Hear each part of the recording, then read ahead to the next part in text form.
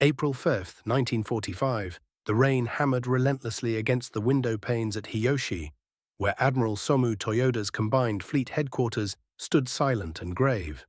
Around the operations table, his staff officers had gathered in somber recognition of what lay before them.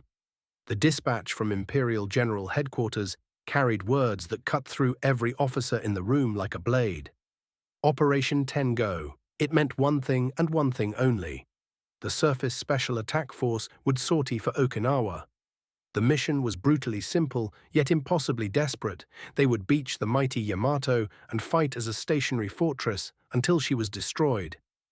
Vice Admiral Ryunosekaku Saka picked up his teacup with trembling hands, then reached for the secure telephone. 1 battleship, 1 light cruiser, 8 destroyers.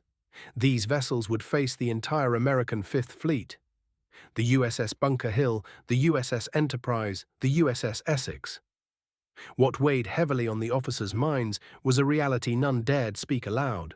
This single gamble would unleash the most catastrophic carrier airstrike against a surface warship that naval history had yet witnessed. The Pacific War had already taught them a bitter lesson. Battleships were no longer masters of the ocean. They were sitting targets. Once those battleships went down, the Imperial Navy's last shred of military credibility would dissolve into the waves. What remained of the Imperial Japanese Navy's Second Fleet was barely a ghost of what it had been. The Yamato stood as their sole operational battleship. Her sister ship Musashi had gone down 6 months earlier in the Sibuyan Sea. The Shinano, hastily converted to an aircraft carrier, had lasted a mere 10 days after commissioning before American submarines sent her plummeting to the ocean floor. The fleet was hemorrhaging strength. Across the Pacific, the USS Bunker Hill cut through the swells at a steady 25 knots. Her Essex-class hull displaced 27,100 tons of seawater beneath her. Vice Admiral Mark Andrew Mitchell stood on her flag bridge, methodically studying intelligence reports laid out before him. Task Force 58, under his command, stretched across an enormous arc of ocean. 386 aircraft spread across 11 fleet carriers and 6 light carriers. Mitchell's force was purpose-built for one thing: projecting American air power across impossible distances. The aircraft in his inventory were formidable.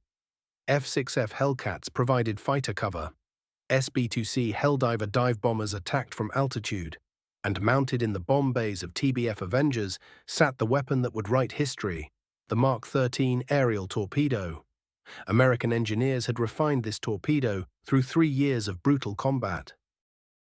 Unlike the unreliable early war models that tumbled erratically through the air and often failed to explode, the improved Mark 13 could be released at 260 knots from just 800 feet. Each warhead carried 600 pounds of high explosive. American pilots had learned through hard experience that concentrated attacks on a single side of an enemy ship caused catastrophic listing that prevented effective counter-flooding. Commander James D. Ramage, Air Group Commander aboard the Enterprise, had made himself an expert on Japanese warship construction. He could sketch the Yamato's layout from memory. Born in Waterloo, Iowa, with a degree in aeronautical engineering, Ramage understood viscerally what the coming battle would demand. Sinking Yamato meant precise coordination. Multiple torpedo hits below the armor belt, bomb strikes to eliminate anti-aircraft positions. Success or failure would hinge on timing and the overwhelming concentration of force. Aboard the Japanese battleship, Captain Kusaku Aruga reviewed the mission orders for the 10th time that morning. On April 6th, Yamato would take on 3,400 tons of fuel oil at Tokuyama Depot. The depot personnel, acting in quiet defiance of their orders, would provide fuel equal to 60% of her tank capacity rather than the authorized 40%. Theoretically enough for a round trip if maneuvering could be kept to a minimum, but combat would burn through those reserves long before any return became possible. Aruga had commanded destroyers at Midway. He had watched carriers evaporate beneath American dive bombers. He knew with absolute certainty what carrier aircraft could accomplish against undefended ships.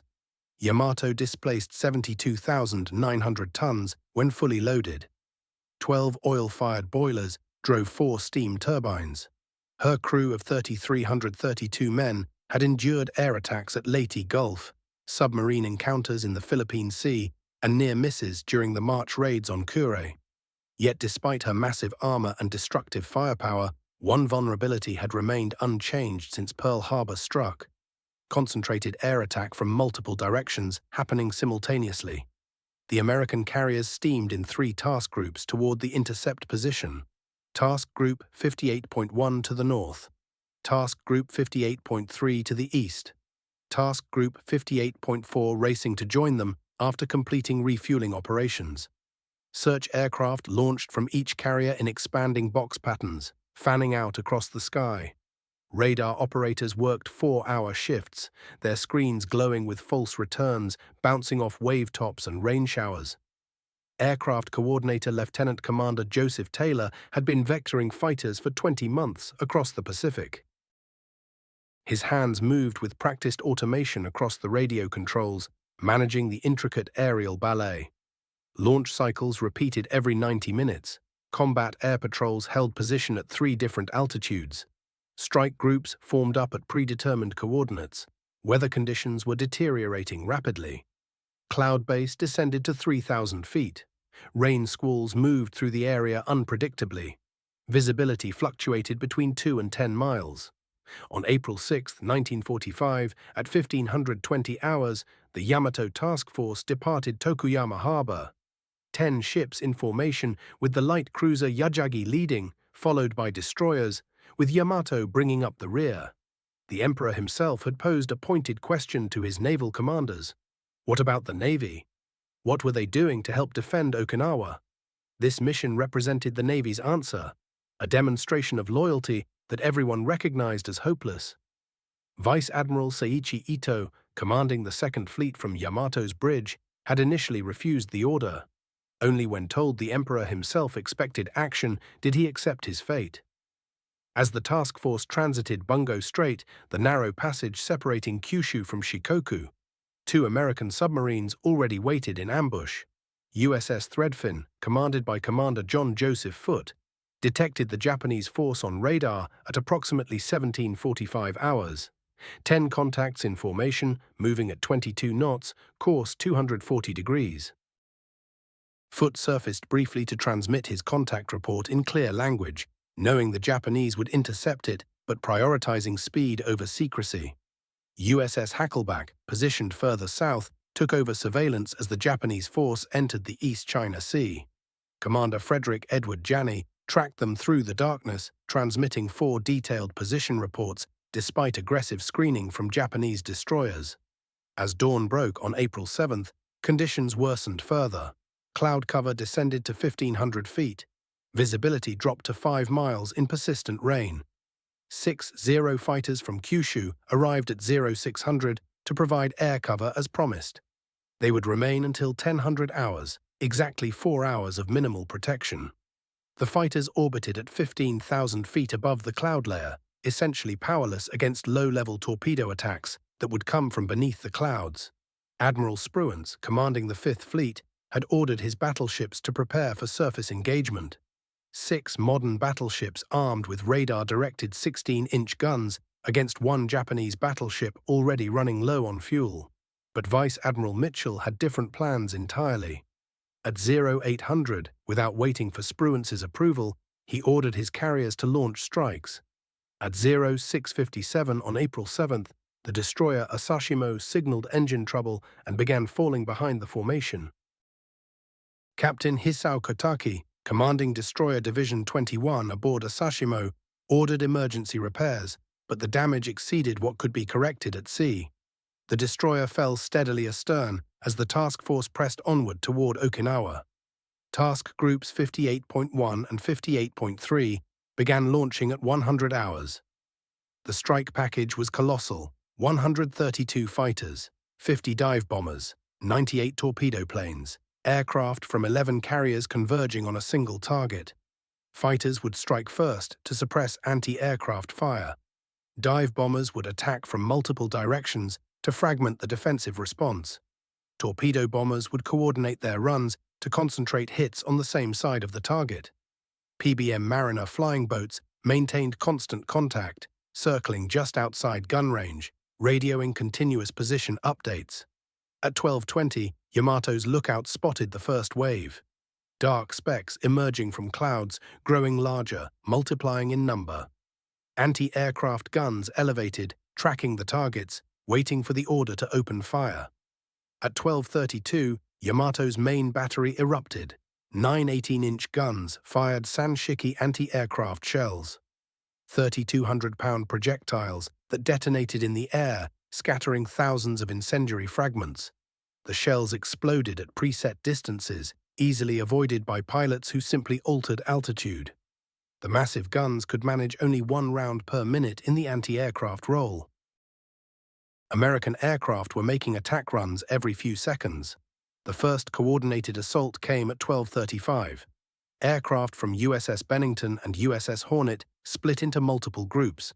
Through rain and spray, Yamato rose impossibly massive, 863 feet long, her pagoda superstructure towering 150 feet above the waterline. Anti-aircraft fire erupted from every gun mount, tracer rounds creating a lethal lattice of steel and flame. At 12:37, the first torpedo struck Yamato's port side near the after-secondary battery. The explosion sent a column of water 100 feet skyward. 2 minutes later, a second torpedo hit port amidships. Then a 1,000-pound bomb penetrated the deck near the after 6.1-inch turret, igniting fires that would burn until the ship slipped beneath the waves. Damage control parties raced to flood compartments on the starboard side to correct the developing list, but hits kept arriving faster than they could respond. At 12:40, the destroyer Asashimo, still wrestling with engine problems, was caught by aircraft from USS San Jacinto. Unable to maneuver effectively, she absorbed multiple bomb and torpedo strikes. She sank with every hand aboard. 326 crew members, including Captain Kataki. No survivors were recovered. At 12:43, the destroyer Hamikaze took a direct bomb hit on her bridge, killing her captain and most of the bridge crew. Burning and out of control, she was finished by torpedo bombers. 242 men perished with her. The light cruiser Yajagi came under simultaneous attack by aircraft from 3 different carriers. Multiple bomb and torpedo strikes left her dead in the water, burning with ferocious intensity. By 1300 hours, Yamato had absorbed at least 5 torpedo hits, all on her port side. Her list had increased to 15 degrees despite counter-flooding efforts.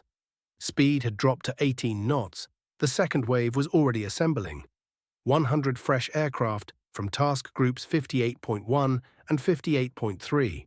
New pilots with full ammunition loads attacking a wounded giant that could no longer maneuver effectively.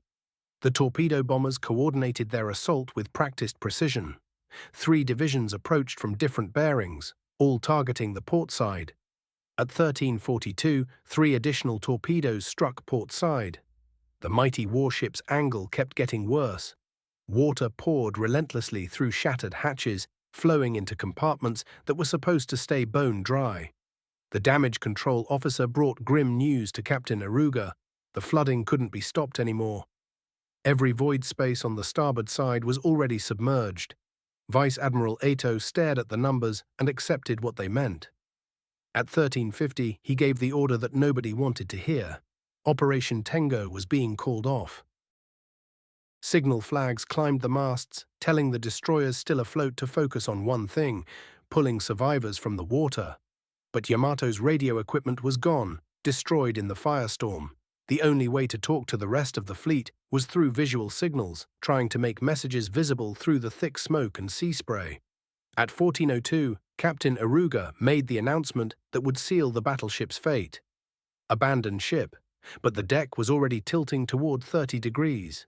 Men couldn't walk normally anymore. They grabbed for handholds and each other. Bodies slid across the metal plating, tumbling into the churning ocean.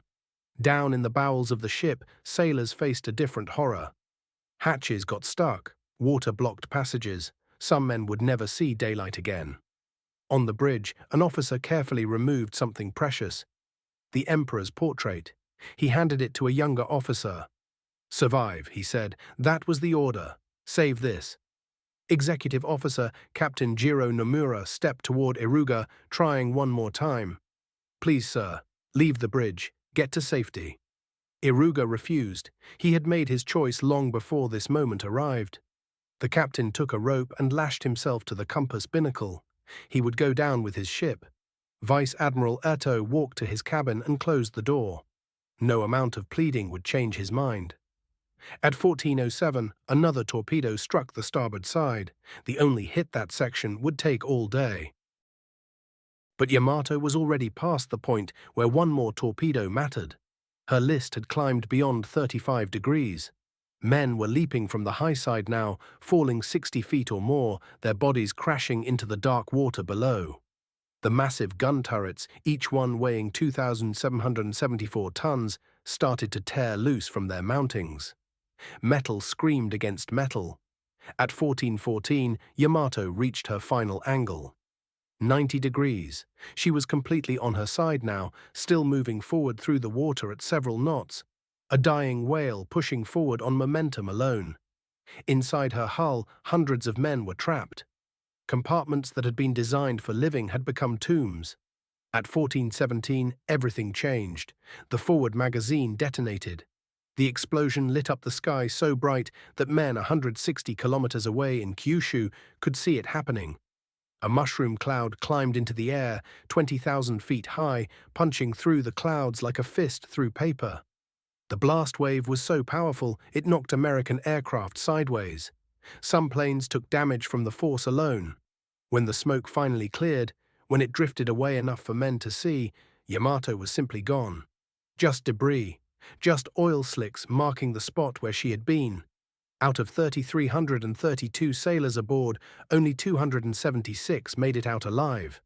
Vice Admiral Erto stayed in his cabin. Captain Iruga remained tied to his compass. Most of the senior officers went down with the ship. The destroyers Yukikaze and Fuyutsuki moved through the chaos, their crews throwing anything that would float overboard.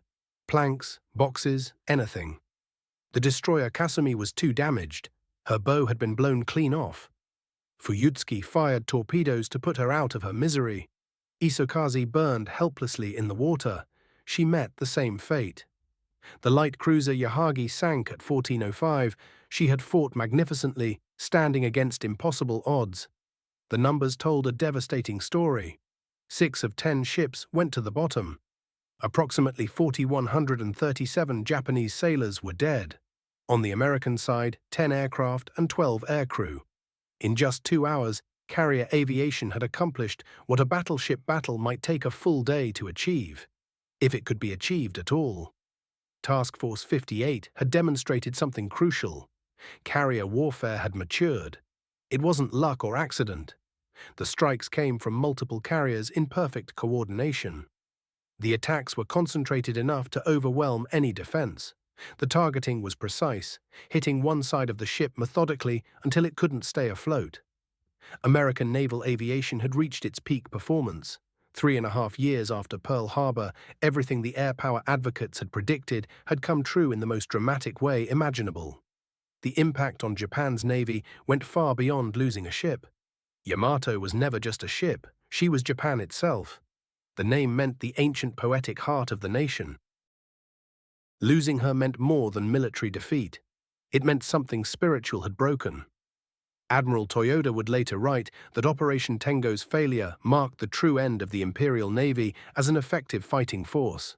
American advantages came from preparation and intelligence. Code breakers had been reading Japanese naval messages for years. They knew about the sortie before some Japanese captains got their orders. Submarines waited in perfect positions. Search patterns were optimized. The Japanese had no element of surprise because the Americans knew everything. The disparity in training revealed the industrial gap between nations. American pilots arriving in 1945 had trained for 300 hours. Japanese pilots trained for 100. The Americans rotated their squadrons home after combat to teach new pilots what they had learned. Japan kept squeezing pilots until they were gone, then hoped new ones could replace them somehow. That system was failing. The battle changed how navies thought about ships and warfare forever. Every major power studied what happened that day. They reached the same conclusion. Battleships didn't matter anymore. Anti-aircraft defenses needed complete redesign. Radar and radio communications were as important as guns and armor. Admiral Mitchell's report emphasized coordination above all else. 11 carriers had to launch strikes in perfect timing, or they would interfere with each other. Those lessons would shape Korea 5 years later. The human stories added texture to the tragedy.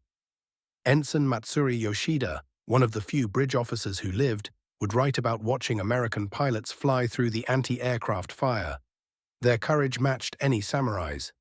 Captain Tamachi Hara of the destroyer Yajagi survived when his ship went down. He wrote about how the whole operation had been pointless from the beginning.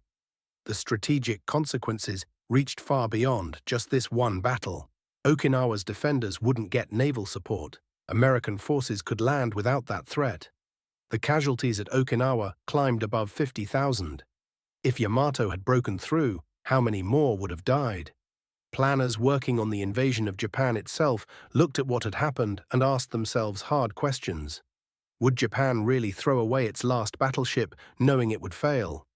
What would they do to defend their home islands? Planning changed because of that fear. The atomic bomb, used 4 months later, was partly justified by the belief that Japan would accept unlimited casualties to defend itself. If they sent Yamato to certain death, what wouldn't they do? Yamato's wreck was found in 1985, resting at 340 meters of depth. The bow section landed upright, the imperial crest still recognizable. The stern was devastated by the magazine explosion. Modern analysis shows she took between 11 and 13 torpedo hits, plus 6 to 8 bomb hits. The critical damage came from the repeated torpedoes on the port side that caused progressive flooding. Years later, survivors from both sides met. In 1985, men who had been on Yamato shook hands with American pilots who had attacked her. The Japanese survivors accepted that the mission had been impossible from the start. The American pilots acknowledged the courage of men who sailed, knowing they wouldn't come home. At Kura, where Yamato was built, a memorial stands. Thousands visit every year. Japanese come to honor their fallen. Americans come to understand their former enemy. The museum teaches peace by remembering war's cost. The 2005 Japanese film portrayed the crews as heroic and futile at the same time. The truth contains both perspectives. It was tragedy for those who died and proof that military strategy had evolved. The ocean still holds Yamato's wounds. Around 1,000 tons of fuel oil remains in her hull, slowly leaking into the sea. The wreck is protected as a war grave. No one salvages her. No one disturbs her rest. Educational programs around the world use this battle to teach lessons about air superiority, about how obsolete thinking leads to disaster, about the human price of refusing to accept reality. Military academies study Operation Tengo as a case study in how pride can override sound judgment. The tactics themselves reveal American sophistication. Torpedo bombers came in at specific angles calculated to hit most reliably. Dive bombers targeted communication and fire control systems first. Fighter planes attacked anti-aircraft positions in coordinated sequences. This wasn't random chaos, it was choreography. The weather played its part. Low clouds kept high-altitude bombing impossible, pushing aircraft into the flak. Rain squalls gave torpedo bombers concealment.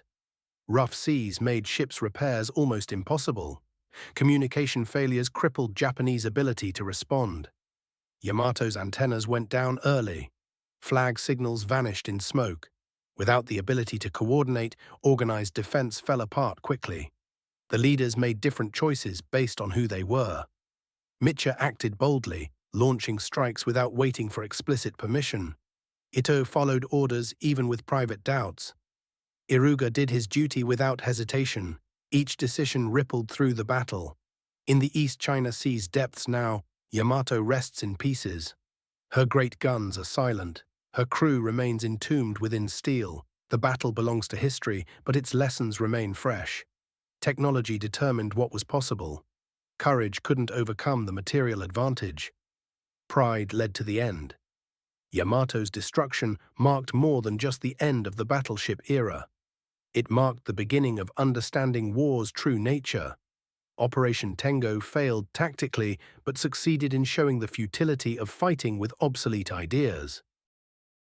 That demonstration was written in the lives of 4,137 Japanese sailors and 12 Americans.